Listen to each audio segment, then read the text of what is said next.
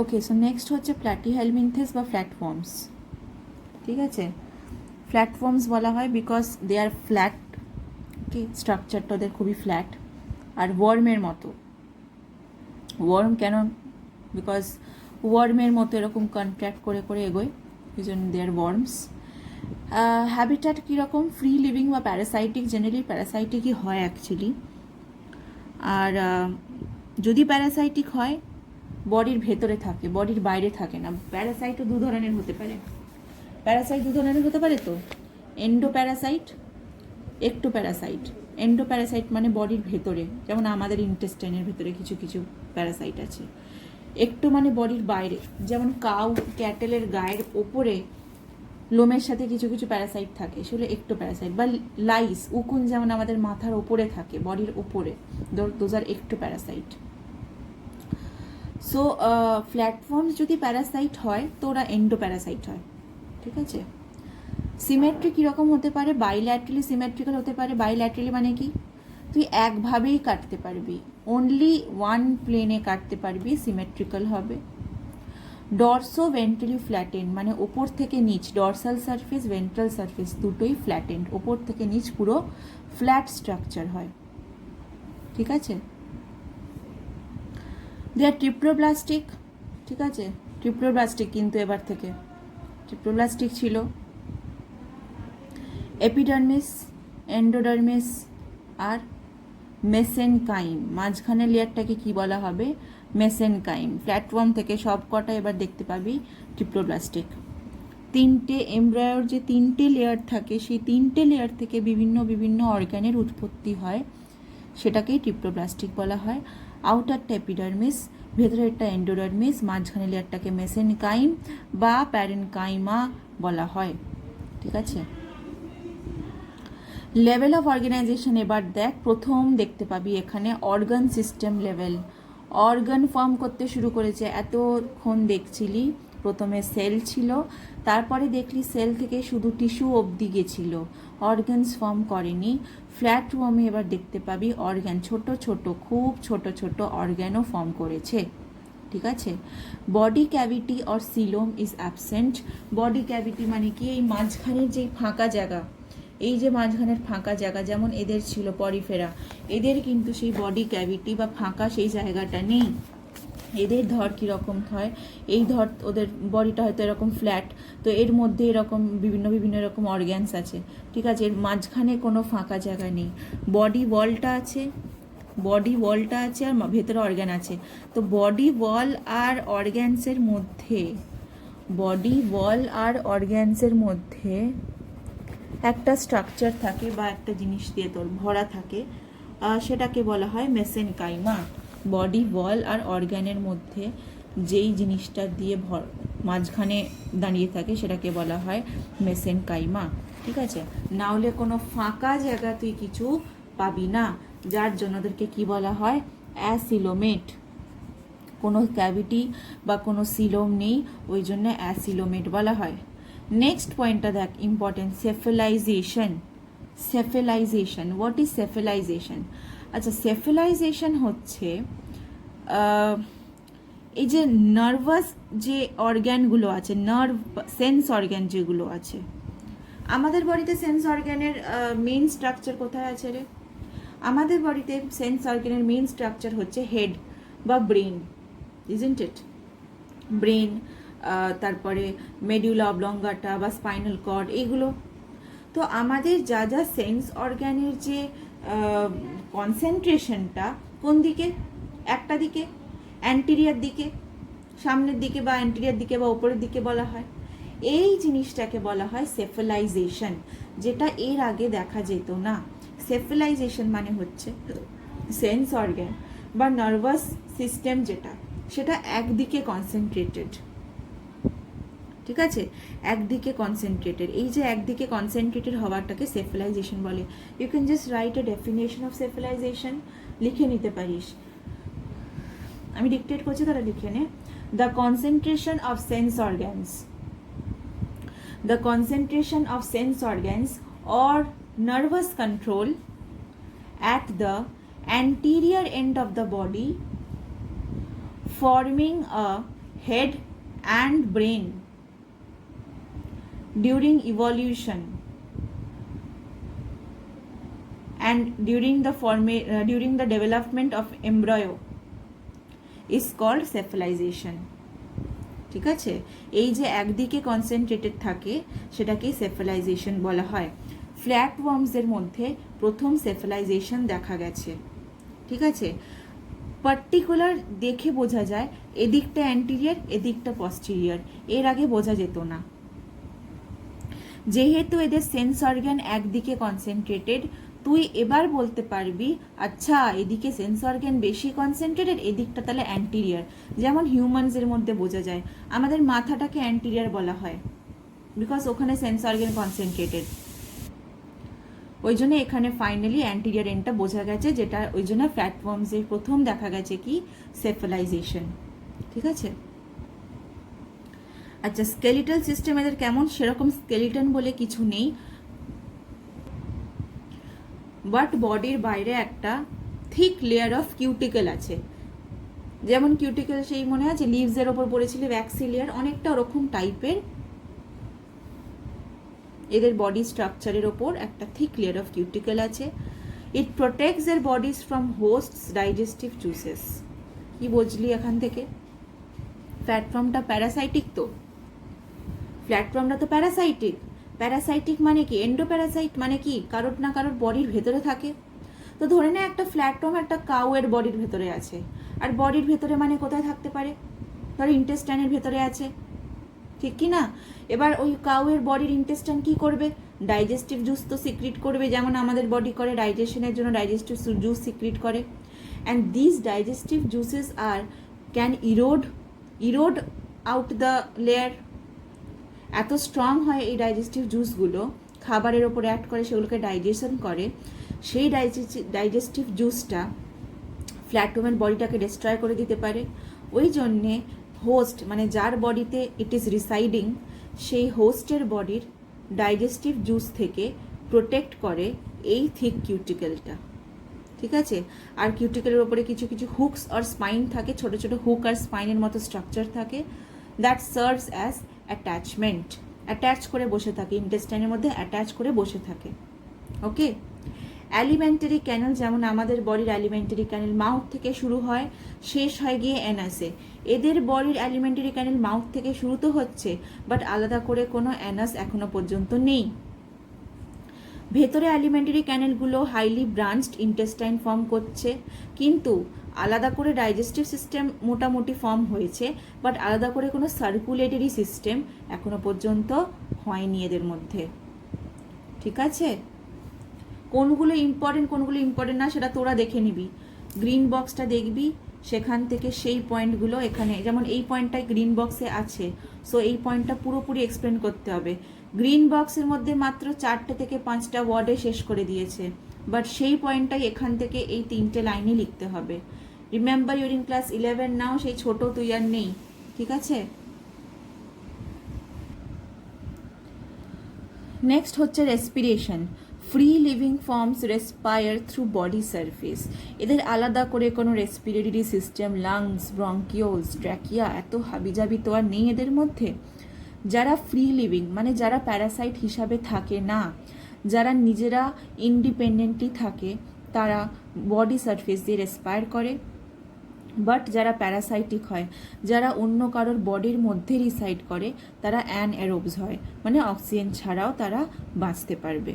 ঠিক আছে, এদের একটা স্পেশাল ফিচার হচ্ছে ফ্লেম সেল। এগুলো এক্সক্রিশনে হেল্প করে, ফ্লেম সেল এক্সক্রিশনে হেল্প করে। This cells are called flame cells. They help in excretion and osmoregulation. Osmoregulation যদি মনে না থাকে, আমি আরেকবার ছোট্ট করে মনে করিয়ে দিচ্ছি, যদিও মনে থাকা উচিত। এক্সক্রিটরি সিস্টেমে তোরা পড়েছিস ক্লাস 10-এই, অসমোরেগুলেশন এক্সক্রিটরি সিস্টেমে পড়েছিস। আমাদের বডির যে ওয়াটার ব্যালেন্সটা, বডিতে কতটা ওয়াটার থাকবে, কতটা বডিতে সল্ট থাকবে, সেই ব্যালেন্সটাকে মেনটেন করে কিডনি। কিডনি বারবার রিঅ্যাবজর্পশন করতে থাকে সল্টস ওয়াটার, একটু রিঅ্যাবজর্ব কেন করে?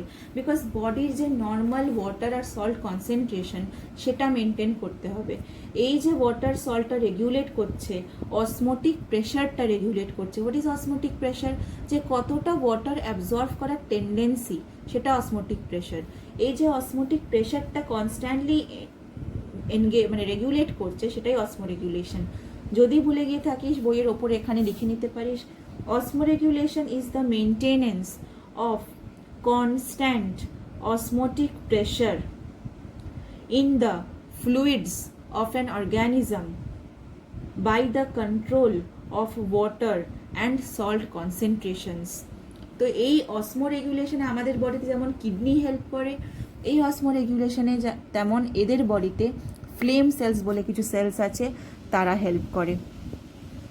ঠিক আছে, জাস্ট এই 4টে লাইন পড়ে রাখতে পারিস, ফ্লেম সেলসের ফাংশনটা পড়ে রাখতে পারিস। এক্সেস অফ ওয়াটার কীভাবে বের করে দেয়, beating of cilia.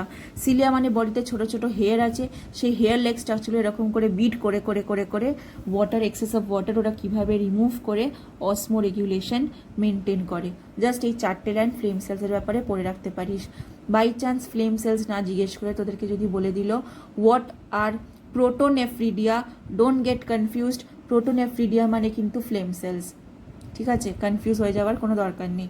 Circulatory system absent, nervous system এবার আস্তে আস্তে ফর্ম হতে শুরু করেছে, যার জন্য সেফালাইজেশন দেখা গেল।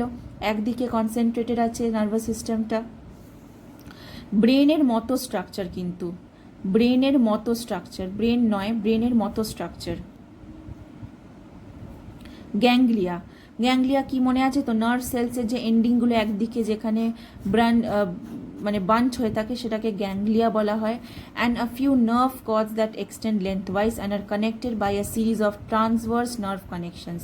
মোটামুটি একটা নার্ভাস সিস্টেম ফর্ম হয়েছে, খুব একটা ডেভেলপড নয়, ঠিক আছে।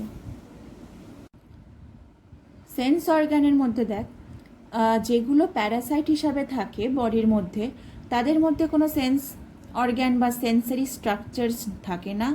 বাট যারা ফ্রি লিভিং হয়, যারা ইন্ডিপেন্ডেন্টলি থাকে হোস্ট বডির বাইরে, তাদের মধ্যে ছোট ছোট আই স্পট দেখা যায়। মনে পড়ছে আই স্পটগুলো ইউগ্লেনার মধ্যেও দেখা তোরা হয়তো ইউগ্লেনা ডিটেলসে পড়িসনি, ইউগ্লেনা প্যারামেসিয়াম এদের মধ্যেও আই স্পট দেখা যায়, ঠিক আছে। সেফালিক রিজন বলতে এক্ষুনি কি বললি, সেফালাইজেশন। সেফালিক রিজন মানে যেখানে তোর concentration of brain and nervous system আছে, সেই পার্টটা। আমাদের সেফালিক রিজন আমাদের মাথার ওপরটা, তো ওদের যেখানে সেফালিক রিজন আছে, সেই সেফালিক রিজনের নিচে এরকম আই স্পট পাওয়া যায়। সেই আই স্পটগুলো সেন্সিটিভ টু লাইট, মানে এদিক থেকে তুই যদি লাইট আসে, ওদের আই স্পটগুলো ডিটেক্ট করতে পারবে যে লাইট এদিক থেকে আসছে। প্রপার আই নয় আমাদের মতো, জাস্ট আই স্পট যেগুলো ডিটেক্ট করতে পারে লাইট কোথা থেকে আসছে। যেমন প্লান্টসের মধ্যে কি চোখ আছে? চোখ নেই, বাট স্টিল তুই একটা গাছ ঘরের মধ্যে বড় কর, ও জানলার দিকে এরকম করে বেন্ড হয়ে বড় হবে। কি করে? বিকজ ওরা লাইট সেন্স করতে পারছে, ফোটো রিসেপ্টার্স আছে ওদের মধ্যে, তাই তো? সেরকমই এদের আই স্পট আছে। অর্গ্যানস অফ অ্যাডহেশন, কিসের হেল্প নিয়ে ওরা আটকে থাকতে পারে? সাকার্স, হুকস, স্পাইন্স। রিপ্রোডাকশন কিভাবে হয়? এরা ইউনিসেক্সুয়াল কিছু কিছু অর্গ্যানিজম হয়, মানে আমরা যেমন ইউনিসেক্সুয়াল, একটা অর্গানিজমের মধ্যে একটা ধরনেরই সেক্স অর্গ্যান, আমার মধ্যে শুধু ফিমেল আছে আর একজনের মধ্যে শুধু মেল আছে, তারা ইউনিসেক্সুয়াল। কেউ কেউ হয় হার্মাফ্রোডাইট, মানে একটা অর্গানিজমের মধ্যে দুটো সেক্স অর্গ্যানই পাওয়া যায়, ঠিক আছে। কমপ্লিকেটেড লাইফ সাইকেল আছে, কখনো কখনো লার্ভাল স্টেজ, কখনো কখনো প্যারাসাইটিক ফর্ম, ঠিক আছে।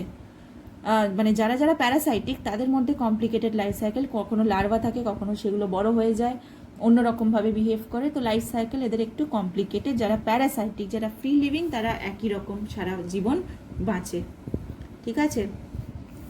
ইউনিক ফিচারগুলো পড়ে নিবি, ওকে? ইউনিক ফিচারগুলো এখান থেকে পড়ে নিবি, what I mean to say is. আচ্ছা, ক্লাসিফিকেশনটা নেই, this classification is not there. Next হচ্ছে এখানটা নেই, this is not there. Distinguishing characters দরকার নেই। এক্সাম্পল পড়তে হবে, এক্সাম্পল যেগুলো ইম্পর্টেন্ট পড়ে নিবি। Economic importance, liver fluke cause liver rot disease, এটা ইকোনমিক ইম্পর্টেন্স তো নয়, ঠিক আছে। লিভার রড ডিজিজ করে, মানে ড্রাগস করতে পারে আর কি। আচ্ছা, ড্রাগস ফর্ম করতে হয় এদের জন্য। আচ্ছা, ইকোনমিক ইম্পর্টেন্স দরকার নেই, ইকোনমিক ইম্পর্টেন্সই নয় আর কি। আচ্ছা, এরপর আর কিছু নেই। এরপর আমরা সোজা চলে যাব নেমাটোডা। নেমাটোডায়। নেমাথেলমিনথাস, অ্যাস্কেলমিনথাস অর নেমাটোডা, ঠিক আছে। এদের মধ্যে সব থেকে ডিস্টিংগুইশিং ক্যারেক্টারিস্টিক বলতে পারিস যে এদের মধ্যে প্রথম একটা ছোট ক্যাভিটি দেখা যাচ্ছে। এর আগে ক্যাভিটি সেই পরিফেরাতে দেখা গেছে, বাট ওটা প্রপার ক্যাভিটি বা সিলোম বলা হতো না, ক্যাভিটি বলা হতো, সিলোম বলা হতো না। ক্যাভিটি আর সিলোমের মধ্যে তফাৎ হচ্ছে ক্যাভিটি ইজ জাস্ট এ হলো অর্গ্যান, বাট প্রপার সিলোম বলতে গেলে আমাকে বলতে হবে যে ওখানে ডাইজেশন এইসব জিনিসগুলো প্রপারলি টেক প্লেস করে, ঠিক আছে।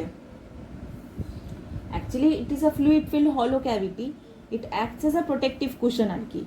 ইন্টারনাল অর্গানসের জন্য it acts as a protective cushion, আর in some animals it can grow independently. তো এর আগে দেখছিলি যে সিলোম নেই বলে কি বলা হতো ওদেরকে, অ্যাসিলোমেট। এদের মধ্যে অ্যাস্কেলমিনথেসের মধ্যে একটা সিলোম টাইপেরই বডি ক্যাভিটি ফর্ম করতে দেখা গেছে, কিন্তু ওটা প্রপার সিলোম নয়। যেহেতু প্রপার নয় ওই জন্য কি পিছনে লাগানো হয় সিউডো কথাটার মানে কি, ফলস। তো একটা সিলোম টাইপেরই একটা ক্যাভিটি দেখা গেছে যেটাকে সিউডোসিল বলা হয়, ঠিক আছে।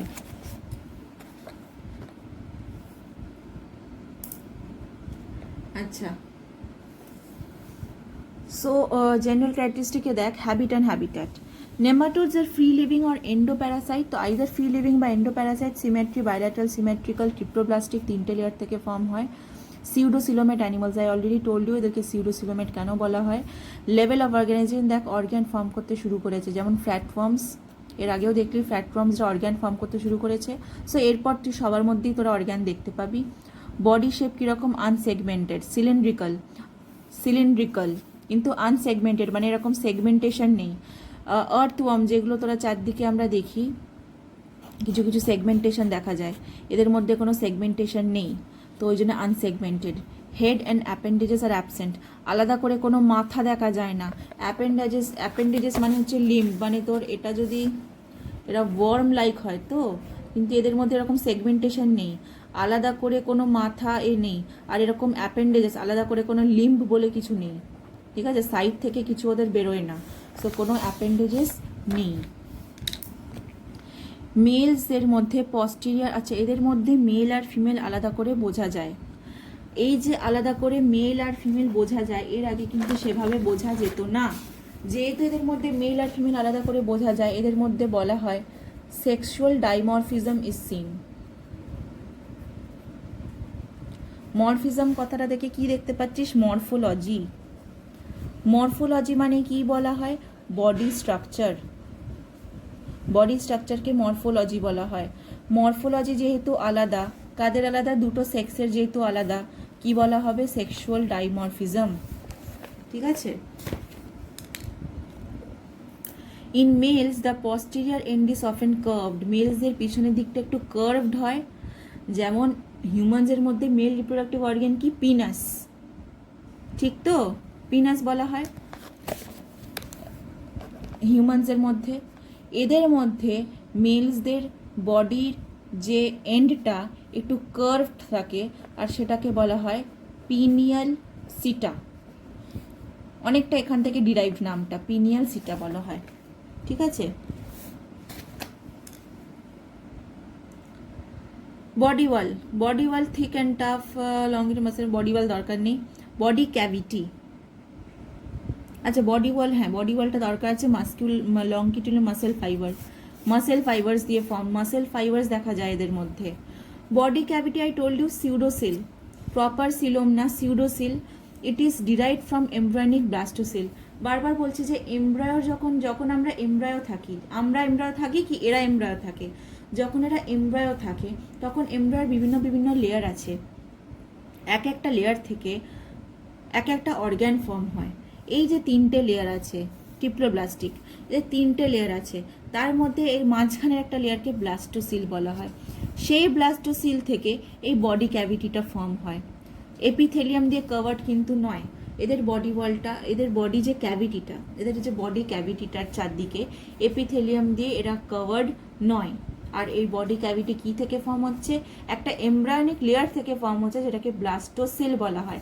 আমাদের মধ্যে ব্লাস্টোসিস্ট আছে না, ব্লাস্টোসিস্ট ফর্ম করে জাইগোট থেকে, এদেরকে বলা হচ্ছে ব্লাস্টোসিল।